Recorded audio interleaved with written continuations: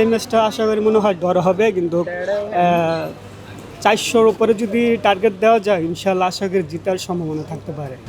এখন পর্যন্ত তো আমরা ড্রাইভিং আসনে আছি, কারণ আমাদের দিন শেষে উইকেটটা যায় না, এটাই আমাদের সব থেকে বড় পাওয়া। তো এই জায়গা থেকে আমাদের একজন, আমার মনে হয়েছিল দুইজন অফ স্পিনার হলে ভালো হতো। একজন করেছে, মেহেদী মিরাজ করেছে এবং 5টা উইকেট নিয়েছে। সো আসলে ভালো লাগা কাজ করছে। টনি হ্যামিং আসার পর থেকে আর কি মাঠের কন্ডিশনটাও ভালো, পিচ কোয়ালিটিটাও ভালো, রান ফ্রেন্ডলি হয়েছে। নাহিদ রানা আজকে বাজে বোলিং করেছে, ঠিক আছে, নেক্সট ইনশাল্লাহ ভালো বোলিং করবে আশা করি। কিন্তু এখন পর্যন্ত তো আমরা ড্রাইভিং আসনে আছি, কারণ আমাদের দিন শেষে উইকেটটা যায় না, এটাই আমাদের সব থেকে বড় পাওয়া। তো এই জায়গা থেকে আমরা ড্রাইভিং সিটে আছি, আমার ফিল হচ্ছে। আসলে টেস্ট ম্যাচ কখন কি হয় বোঝা যায় না। আমরা এনজয় করছি খেলাটা এবং আশা করি ভালো কিছু হবে। দেখেন, পাকিস্তানের আসলে 7 জন হচ্ছে লেফটি ব্যাটসম্যান। তো সেই জায়গা থেকে একটা অফ স্পিনারের গুরুত্বটা আসলে অপরিসীম।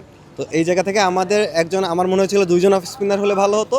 একজন করেছে, মেহেদী মিরাজ করেছে এবং 5টা উইকেট নিয়েছে। সো আসলে ভালো লাগা কাজ করছে। পিচ কোয়ালিটি আগের থেকে অনেক বেটার হয়েছে। গামিনিডিস সিলভার আমলে যেটা ছিল তার থেকে অনেক, যে টনি হ্যামিং আসার পর থেকে আর কি মাঠের কন্ডিশনটাও ভালো, পিচ কোয়ালিটিটাও ভালো, রান ফ্রেন্ডলি হয়েছে এবং বল ঠিক আছে, অ্যাভারেজ ভালো হয়েছে। এবং মেহেদী মিরাজের বল বলবো যে আজকে ওর পারফরমেন্স আউটস্ট্যান্ডিং। আসলে আমার মনে হচ্ছে এই ম্যাচটা, যদি আজকে বৃষ্টি হয়েছে, বৃষ্টি হওয়ার কারণে কিছুটা গ্যাপ তৈরি হয়েছে। যদি এই গ্যাপটা যদি না তৈরি হয়তো তাহলে হয়তো ম্যাচটা উইন হওয়ার আর কি পসিবিলিটিটা বেশি থাকতো। এখন আমি বলতে চাচ্ছি যে এটা হয়তো ম্যাচটা ড্র হওয়ার সম্ভাবনা বেশি। আর যদি আমাদের বাংলাদেশ টিমের দেখা যায় ওপেনিং জুটি যে আপনার হচ্ছে মাহমুদুল হাসান জয়, সাদমান ইসলাম, এরা যদি একটা বড় পার্টনারশিপ তৈরি করতে পারে, তারপরে যদি হচ্ছে লাস্টের দিকে একটু মেরে টি-20 টাইপের খেলে যদি করতে পারে, তাহলে হয়তো ম্যাচটা জেতা সম্ভব।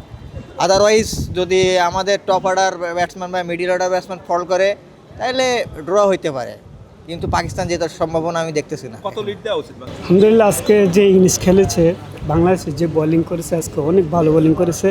আমি সকাল থেকে এসেছি, কারণ যে বোলিং করেছে মিরাজের বোলিং অনেক ভালো হয়েছে। 5 উইকেট নিয়েছে, ইনশাল্লাহ নেক্সট ইনিংসে ইনশাল্লাহ আশা করি 5 উইকেট নেবে মিরাজ।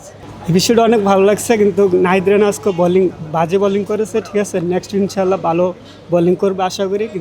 কিন্তু নাহিদ রানা যে রান দিয়েছে, প্রায় 20 ওভারে প্রায় 100 উপর রান দিয়েছে, কিন্তু উইকেট না পাইলেও বোলিং ভালো করেছে, লাস্টে দিয়ে ভালো বোলিং করেছে। এই ম্যাচটা আশা করি মনে হয় ড্র হবে, কিন্তু 400-র উপরে যদি টার্গেট দেওয়া যায় ইনশাল্লাহ আশা করি জিতার সম্ভাবনা থাকতে পারে।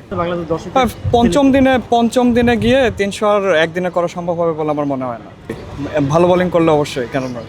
নিঃসন্দেহে ভালো, সবাই মিলে বোলিং করার পরও যখন একজন 5 উইকেট পায়, এটা নিঃসন্দেহে ভালো অর্জন। এনজয় করছি, গ্যালারি থেকে গতিটা বেশ এনজয় করেছি। আমার মনে হচ্ছে যদি ভালো ব্যাটিং করে তাহলে আমরা ম্যাচ আর হারবো না, হয় জিতবো না হয় ড্র করবো। আজকের দিনে খেলা ভালো লাগছে। আর হচ্ছে কি এসে মেহেদী হাসান মিরাজের বোলিংটা বেশি ভালো লাগছে, কারণ যেহেতু 5 পাইছে। আমি মনে করি কালকে যেহেতু পিসি ব্যাটিংরা খুব ভালো করছে, রান অবশ্য বেশি লিড দেওয়া উচিত,